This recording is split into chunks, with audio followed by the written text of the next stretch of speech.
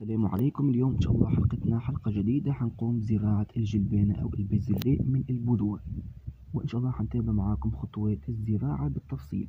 فطبعا قبل بداية حلقتنا أتمنى تعملوا اشتراك القناة ولك إذا عجبكم الفيديو وتشاهدوا معنا الحلقة للنهاية. طبعا رسميا ابتدى موسم زراعة الجلبانة، وممكن أي شخص يبدأ في زراعتها خلال الأيام هذه. وطبعا احنا في أواخر منتصف شهر 10 وقريبين جدا من شهر 11، فطبعا هذا أفضل وقت للبدء في زراعة الجلبانة أو البازلاء. وطبعا بالنسبة للبذور، هي طبعا بذور الجلبانة لازم تكون مجففة بالشكل هذا حتى تم زراعتها. وطبعا هذا المكان اللي إن شاء الله حنقوم بزراعة فيه الجلبانة بالشكل هذا. طبعا قمنا بعزيه أكثر من مرة، وإن شاء الله حيتم زراعة الجلبانة في المكان هذا. طبعا قبل الزراعة بأسبوعين لازم يتم إضافة السماد العضوي لتغذية التربة. وبالنسبة لطريقة الزراعة، حيتم أول حاجة تجهيز الخطوط بالشكل هذا. طبعا عمق الخط 3 سنتي فقط، وطبعا البعد بالخطوط من 10 إلى 15 سنتي بالشكل هذا. وطبعا مثل ما تلاحظوا قمنا بتجهيز 5 خطوط بالشكل هذا، وإن شاء الله حيتم الزراعة.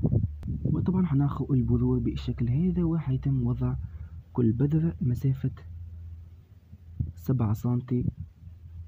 لاحظنا منكم لازم نبعد مسافة كبيرة بين البذور.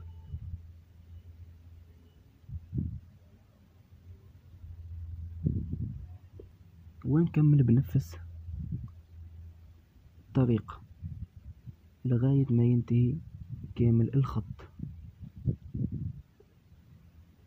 لاحظنا منكم طبعا انتهينا من الخط الأول، فيتم الزراعة بالشكل هذا، ونكمل بقية الخطوط.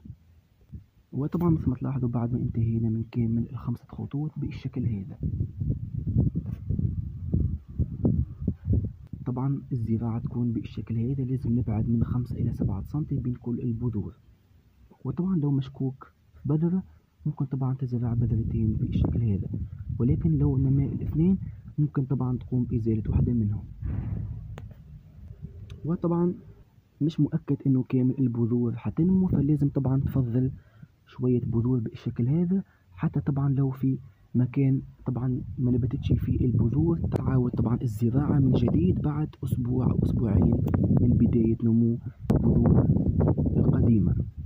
وطبعا لأنه إحنا طبعا البذور كثيرة ممكن نزيد خط أو 2، وإن شاء الله حنفضل على الأقل 10 أو 20 بذرة حتى طبعا نكمل بيها الخطوط اللي طبعا مش حتنمو فيها البذور. وطبعا الخطوة اللي بعدها لازم يتم تغطية التربة.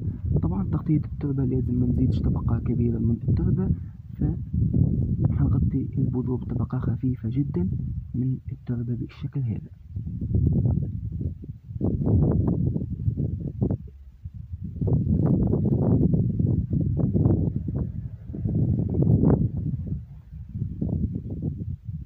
ونكمل بنفس الطريقة حتى نغطي كامل الخطوط. وبعد ما انتهينا من تغطية البذور، طبعا في نقطة مهمة جدا انك لازم تروي البذور بعد الزراعة. ممنوع انك تترك البذور 2 أو 3 بدون ما تقوم بريها، ولكن لو كنت زرع البذور هذه مهم جدا انك تقوم بالري بعد الزراعة. وان شاء الله الانبات حيستغرق من 5 أيام لأسبوع حتى ينمو، والري حيكون كل يومين، بنروي ري بالغمر. طبعا في نهاية الحلقة أتمنى تكون عجبتكم وعرفتوا كيفية زراعة البازلاء أو الجلبانة من البذور. إن شاء الله ملتقانا في الحلقات المقبلة، وشكرا والسلام عليكم ورحمة الله تعالى.